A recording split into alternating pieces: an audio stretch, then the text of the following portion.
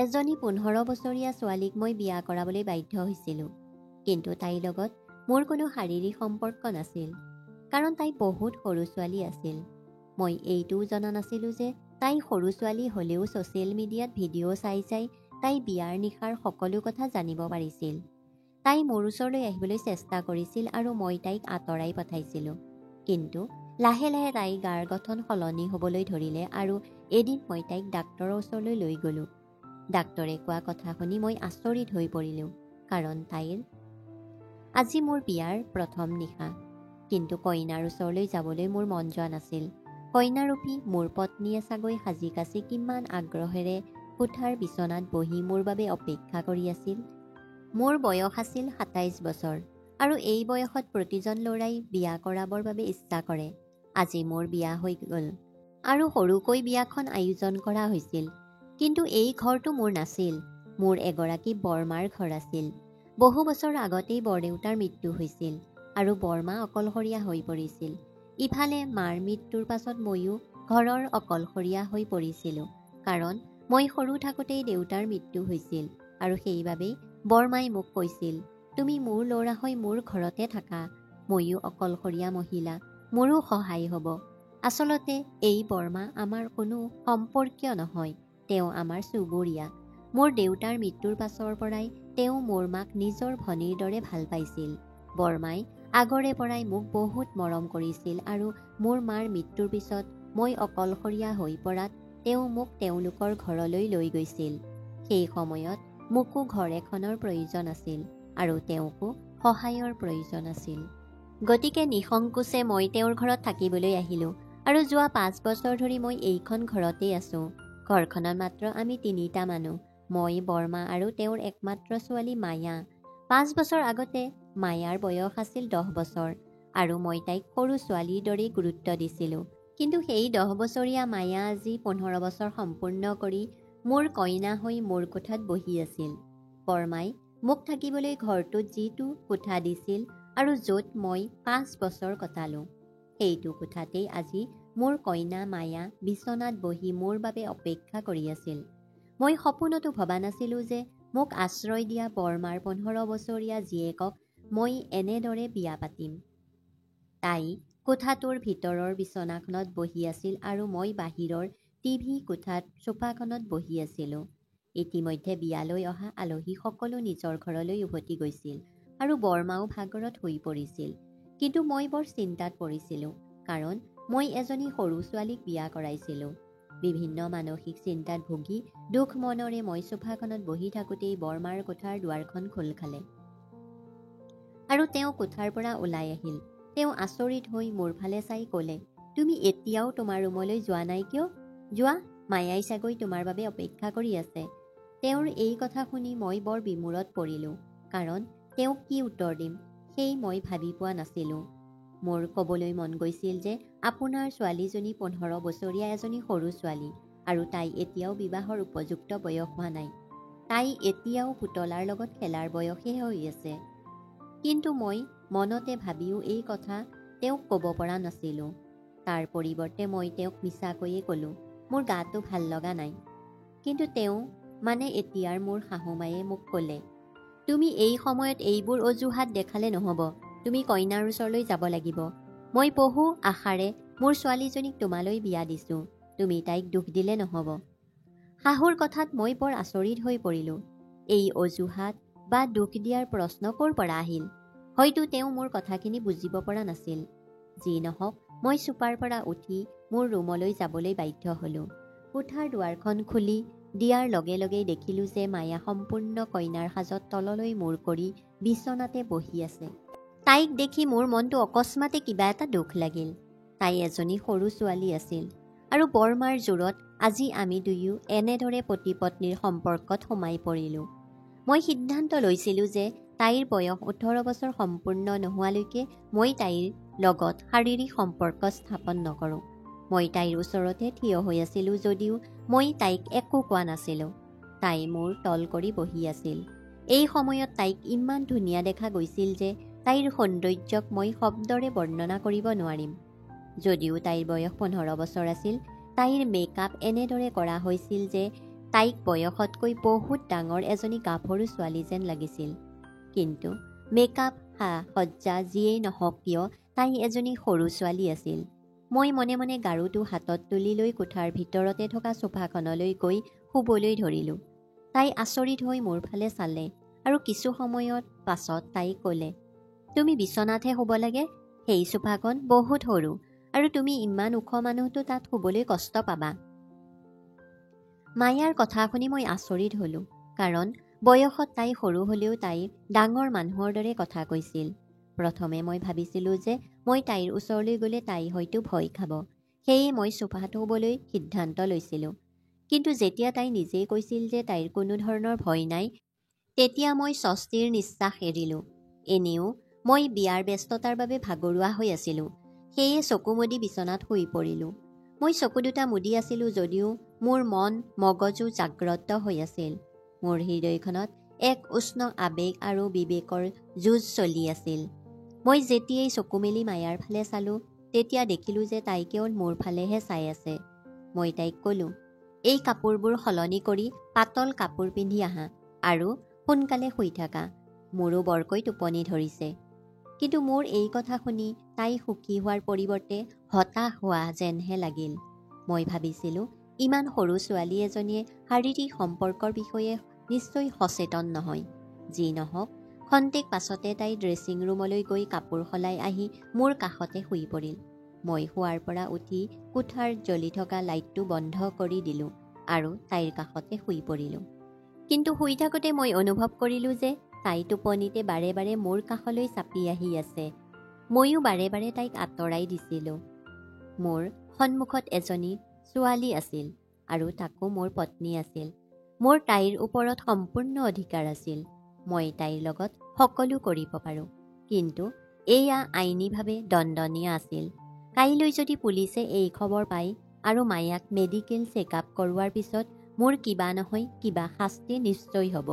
সেয়ে মই এইবিলাক ভাবিয়েই সিদ্ধান্ত লৈছিলোঁ যে মোৰ বাবে এইটোৱেই ভাল হ'ব যে মই তাইৰ পৰা দূৰে দূৰে থাকোঁ। সেইকাৰণে তাইক নিজৰ পৰা বেলেগ কৰিছিলোঁ আৰু বেলেগ ফালে মুখ কৰি শুবলৈ চেষ্টা কৰিছিলোঁ। ৰাতিপুৱা যেতিয়া মই সাৰ পাইছিলোঁ, তেতিয়া বহুত দেৰি হৈছিল। এতিয়ালৈকে মায়া শুইয়ে আছিল। মই লাহেকৈ উঠি বাহিৰলৈ ওলাই আহিলোঁ। গোটেই দিনটো মই অশান্তিত পাৰ কৰিলোঁ। মই এটা চাকৰিৰ সন্ধানত আছিলোঁ, কিন্তু মই সেই কথাটো ভাবি বহুত চিন্তিত হৈ পৰিছিলোঁ যে মই কেনেকৈ তাইৰ লগত ইমান বছৰ একেটা কোঠাতে এনেকৈ থাকিম। মই ভাবিলোঁ যে মই শাহুমাক ক'ম যে আমাৰ কোঠা বেলেগ বেলেগ কৰি দিয়ক, যেতিয়ালৈকে তাইৰ 18 বছৰ নহয়। মই মায়াৰ লগত আগৰে পৰাই বেছি কথা পতা নাছিলোঁ যদিও মই ইয়াতেই 5 বছৰ এইখন ঘৰতেই আছিলোঁ। মই ঘৰখনত এনেকৈ থাকিছিলোঁ যেন মই ঘৰতেই নাছিলোঁ। গোটেই দিন ঘৰৰ বাহিৰতেই আছিলোঁ, মাত্ৰ খাবলৈ আৰু শুবলৈহে ঘৰলৈ আহিছিলোঁ। বিনা মতলবত মই ঘৰত বহি থকা নাছিলোঁ।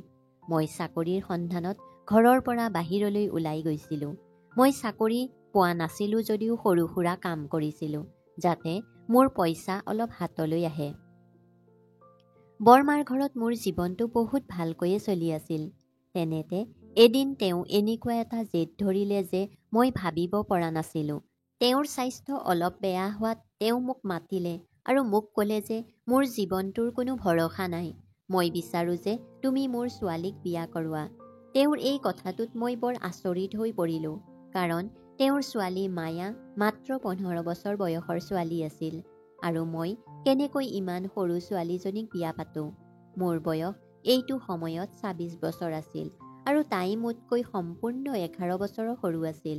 কিন্তু তেওঁ মোৰ আগত তাইক বিয়া পতাক লৈ জেদ কৰিবলৈ ধৰিলে আৰু কান্দিবলৈ ধৰিলে। বহুত দিনলৈকে তেওঁ আৱেগিক হৈ ব্লেকমেইল কৰি থাকিলে। মই তেওঁক মানা কৰিছিলোঁ যদিও মোৰ তেওঁৰ অৱস্থা দেখি মোৰ মনটো ভাল লগা নাছিল, কাৰণ 5 বছৰ ধৰি তেওঁ মোক ভৰণ পোষণ কৰি আহিছে। বৰমাৰ বাহিৰে মোৰ আপোন বুলিবলৈ মামাৰ ঘৰখন আছিল, য'ত মই সকলো সময়তে অপমান পাইছিলোঁ। সকলোৱে মোক ঠাট্টা কৰিছিল, সকলো সময়তে মোক কাপুৰুষ এলেহুৱা বুলি কৈ মোৰ মনত আঘাত দিছিল। তাৰ পৰিৱৰ্তে মই এইখন ঘৰত বহুত শান্তিৰে থাকিছিলোঁ। মই নিজেই কিবা এটা কৰি নিজৰ ভৰিত থিয় হ'বলৈ বিচাৰিছিলোঁ। মই নিজৰ ঘৰ এখন বনাবলৈ বিচাৰিছিলোঁ। কিন্তু এতিয়া তেওঁ মোৰ সন্মুখত এনেকুৱা এটা কথা ৰাখিলে যিটো মই মানিও ল'ব নোৱাৰোঁ আৰু মানাও কৰিব নোৱাৰোঁ। তেওঁ মোক ইমানেই সহায় কৰি থৈছে যে মই তেওঁৰ একো কথাই পেলাব নোৱাৰোঁ। এনেও তেওঁ এতিয়া ইমান ডাঙৰ বেমাৰ এটাৰ লগত যুঁজি আছে। তাৰোপৰি যদি মই তেওঁক মানা কৰোঁ তেনেহ'লে তেওঁৰ অন্তৰ ভাঙি যাব। তেওঁৰ হাৰ্টৰ বেমাৰ আছিল। ডাক্তৰে তেওঁক কোনো ধৰণৰ মানসিক আঘাত দিবলৈ মানা কৰি থৈছিল। যদি মোৰ কাৰণে তেওঁৰ কিবা এটা হয় তেনেহ'লে মই নিজকে কেতিয়াও ক্ষমা কৰিব নোৱাৰিম। তাৰোপৰি মই মানা কৰিলে তেওঁ মোক এই ঘৰৰ পৰা উলিয়াইও দিব পাৰে। আৰু উলিয়াই নিদিলেও মই তেওঁৰ লগত কেতিয়াও চকুত চকুত হৈ কথা ক'ব নোৱাৰিম। বহুত চিন্তা কৰাৰ পিছত মই তেওঁৰ ছোৱালীৰ লগত বিয়া পতা কথাটো মানি ল'লোঁ। কিন্তু মোৰ এটা চৰ্ত আছিল যে ছোৱালীৰ বিদায় 5 বছৰৰ পিছতহে হ'ব। কিন্তু তেওঁৰ কথা শুনি মোৰ মূৰত বিনা মেঘে বজ্ৰপাত পৰাৰ দৰে হ'ল। এতিয়াই সোনকালে বিয়া কৰাব লাগিব বুলি জোৰ দি কোৱাৰ কথাষাৰ শুনি মই বৰ আচৰিত হৈ পৰিলোঁ। মই ক'লোঁ, এনেকুৱা একো নহয় যে আমি আগতীয়াকৈ বিয়া হ'বই লাগিব। মই ক'তো আঁতৰি নাযাওঁ আৰু ভগৱানৰ কৃপাত আপুনিও এতিয়া সুস্থ হৈ আছে। তেতিয়া তেওঁ ক'লে, যদি তুমি পিছত আন কোনোবা ছোৱালীক ভাল পোৱা আৰু মোৰ ছোৱালীজনীক এৰি যদি আন এজনী ছোৱালীৰ পিছে পিছে যোৱা, 5 বছৰ বহুত দীঘলীয়া সময়। একো ঠিক নাই যে এটা সময়ত তোমাৰ মনৰ একো পৰিৱৰ্তন নহ'ব। তুমি এজন সুঠাম ডেকা ল'ৰা। যিকোনো ছোৱালীয়ে তোমাক প্ৰেমৰ জালত পেলাব পাৰে। তেতিয়া মোৰ ছোৱালীজনীৰ জীৱন ধ্বংস হৈ যাব। সেয়ে তোমালোক দুয়ো স্বামী স্ত্ৰীৰ দৰে থাকিবলৈ আৰম্ভ কৰা। বৰমাৰ কথাই মোৰ কথা আৰু চিন্তাৰ বাট সকলো ফালৰ পৰাই বন্ধ কৰি দিছিল। তেওঁৰ কথাটো নিজৰ স্থানত থাকি ঠিকেই আছিল।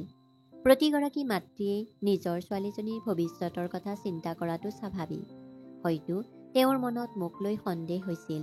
কিজানি মই আন কাৰোবাৰ প্ৰেমত পৰি আন কাৰোবাক বিয়া কৰাম। বহুত চিন্তাৰ অন্তত মই মায়াক বিয়া কৰাবলৈ মান্তি হ'লোঁ। কিন্তু বৰ্তমান মোৰ থাকিবলৈ নিজা ঘৰ নাছিল। মই জমা কৰা টকাখিনিৰে ঘৰ এটা কিনিবলৈ যথেষ্ট নাছিল। সেয়ে ভালদৰে সংস্থাপিত নোহোৱালৈকে ইয়াতে থকাৰ সিদ্ধান্ত ল'লোঁ আৰু এয়াই মোৰ ভাগ্য বুলি গ্ৰহণ কৰিলোঁ। মনতে ভাবিলোঁ, মই আৰু কেইবছৰমান অপেক্ষা কৰিম আৰু তাই যেতিয়া ডাঙৰ হ'ব তেতিয়াহে তাইৰ লগত মোৰ সম্পৰ্ক হ'ব। এই সময়ত মোৰ মনলৈ বহুত ভাৱ আহিছিল। সপোন দেখিছিলোঁ মায়াৰ লগত মোৰ ভৱিষ্যতৰ জীৱনটো ভালদৰেই চলিব। নহ'লে তাই ডাঙৰ হ'লে হয়তো মোৰ সৈতে বিয়া হ'বলৈ অস্বীকাৰ কৰিবও পাৰে। কাৰণ মই তাইতকৈ 11 বছৰৰ ডাঙৰ আছিলোঁ। তাই যদি সঁচাকৈ এনে কৰিলেহেঁতেন মোৰ বাবে জীৱনটো সহজ হৈ পৰিলেহেঁতেন আৰু মোৰ বাট মুকলি হ'লহেঁতেন। কিন্তু তাইৰ কাৰ্য আৰু আচৰণে মোক বেলেগকৈ ভাবিবলৈ বাধ্য কৰাইছিল। তাই মই ভবাৰ দৰে সৰু ছোৱালী নাছিল।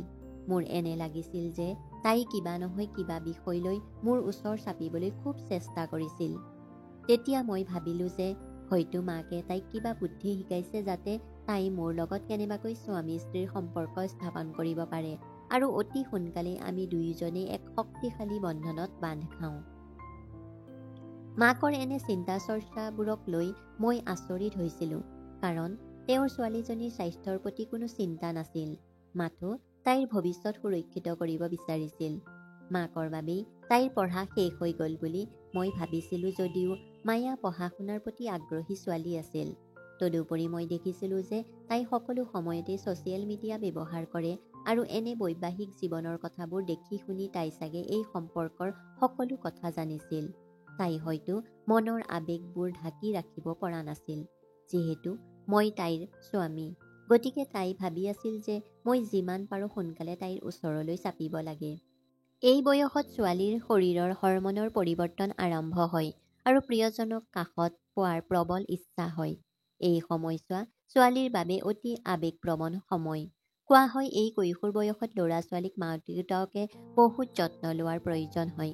কিজানি মায়াকো সলনি হৈ অহা যৌৱনৰ হৰমনে অশান্তি দি আছিল আৰু সেইবাবেই তাই নিৰ্ভয়ে মোৰ সন্মুখলৈ আহিছিল। কেতিয়াবা চুন্নিখন নোলোৱাকৈয়ে আৰু কেতিয়াবা মোৰ সন্মুখত নেটৰ মেক্সি পিন্ধি ৰাতি থিয় হৈ থাকে। আমি একেখন বিচনাত শুইছিলোঁ। গতিকে তাই মোৰ ওচৰ চাপি আহিছিল। তাই ইমানেই কাষ চাপি আহিছিল যে মই নিজৰ ওপৰত নিয়ন্ত্ৰণ হেৰুৱাবলৈ আৰম্ভ কৰিছিলোঁ।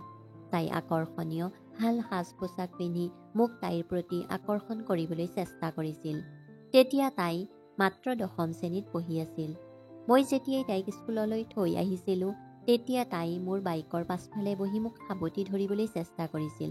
মই ধমকি দিলে তাই কিছু সময় পিছুৱাই যায় আৰু তাৰ পিছত আকৌ মোৰ ওচৰলৈ আহি একেই কাম কৰিছিল। তাইৰ এই কাৰ্যত মোৰ খং উঠিবলৈ আৰম্ভ কৰিছিল।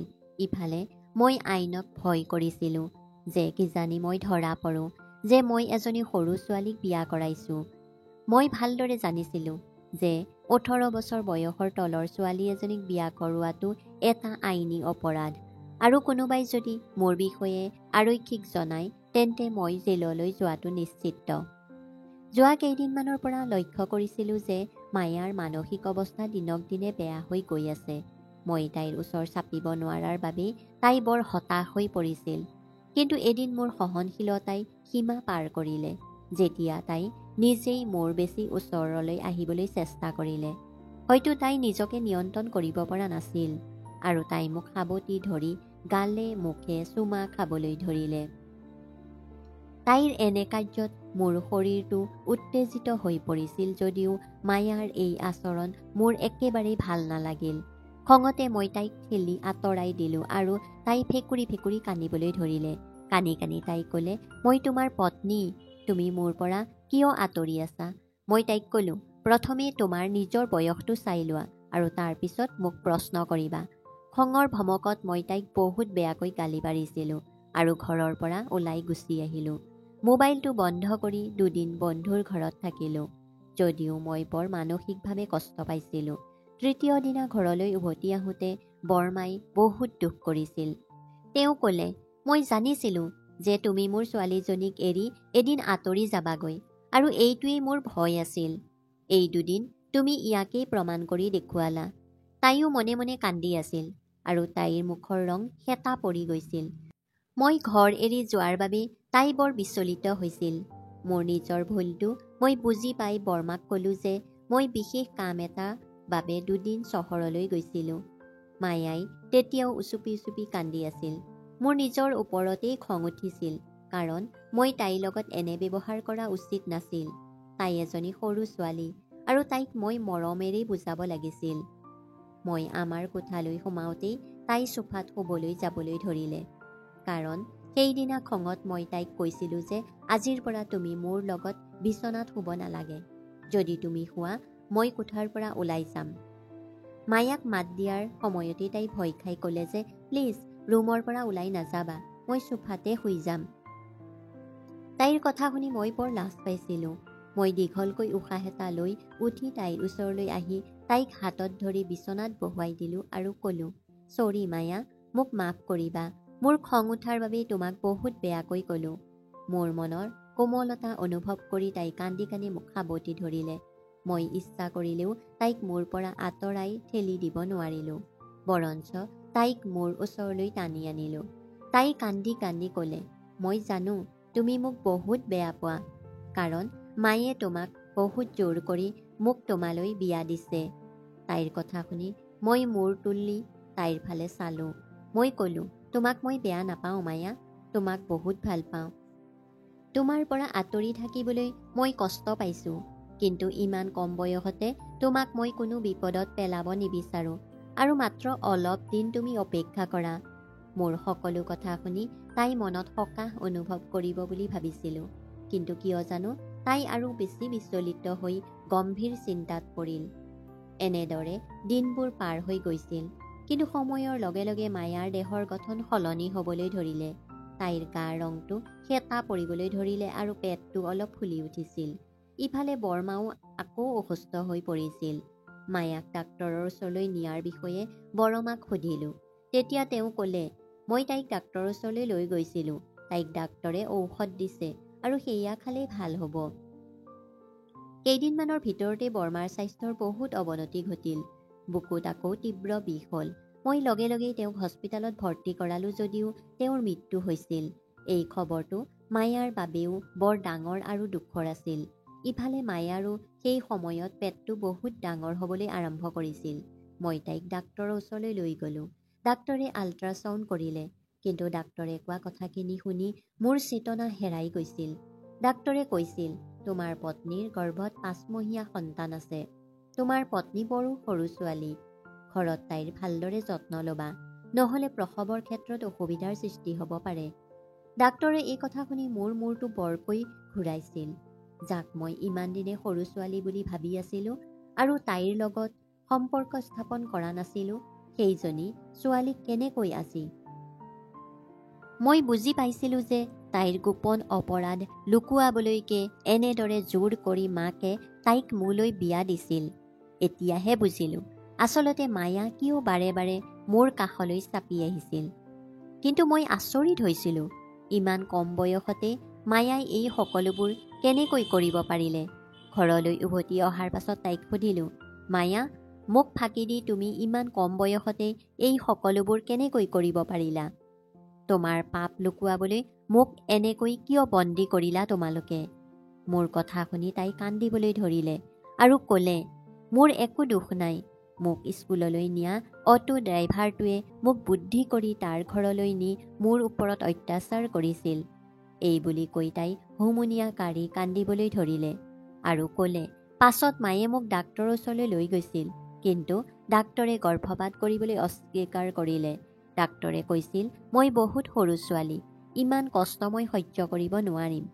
মায়াৰ কথা শুনি মই মূৰটোত ধৰি নিমাত হৈ বহি আছিলোঁ। তাই কান্দি কান্দি আকৌ ক'বলৈ ধৰিলে, মোক তুমি বিবাহ বিচ্ছেদ নকৰিবা, মোক অকলশৰে এৰি থৈ নাযাবা।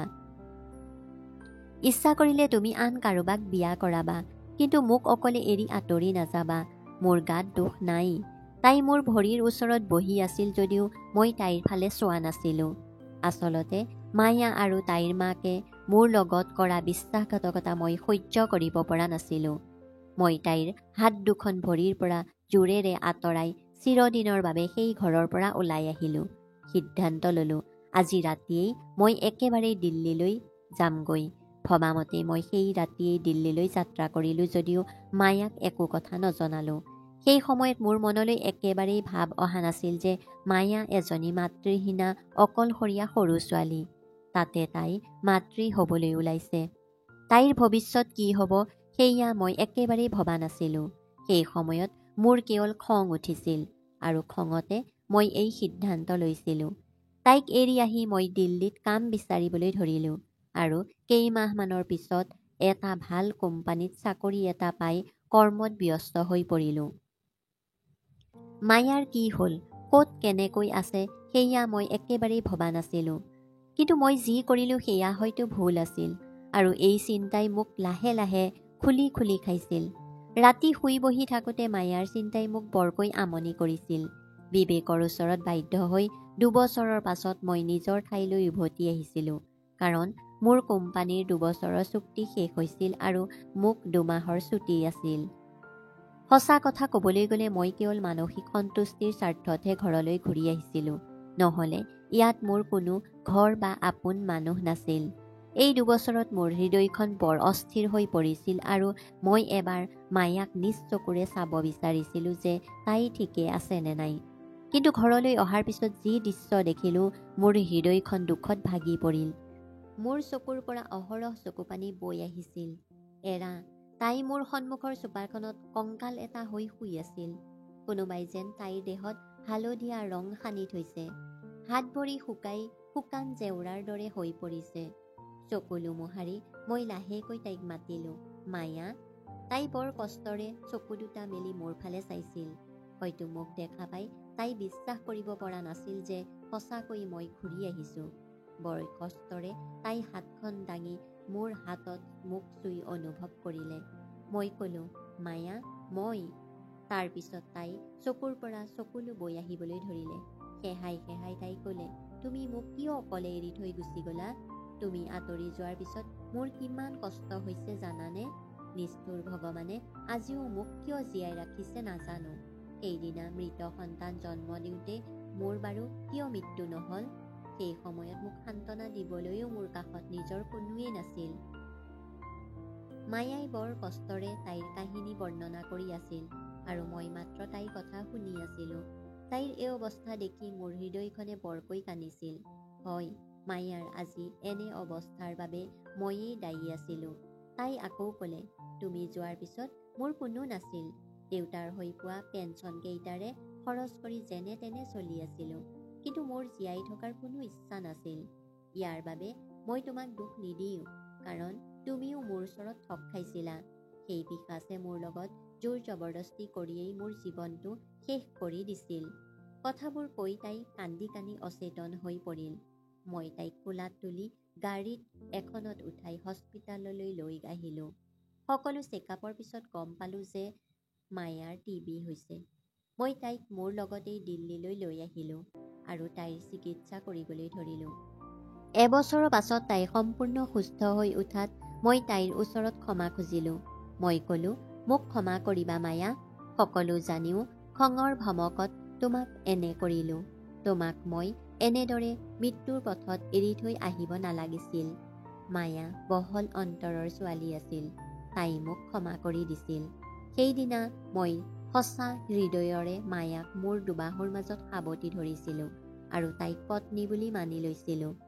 এতিয়া আমি দুয়ো বহুত সুখী আৰু আমি আমাৰ জীৱনটো নতুনকৈ আৰম্ভ কৰিছোঁ।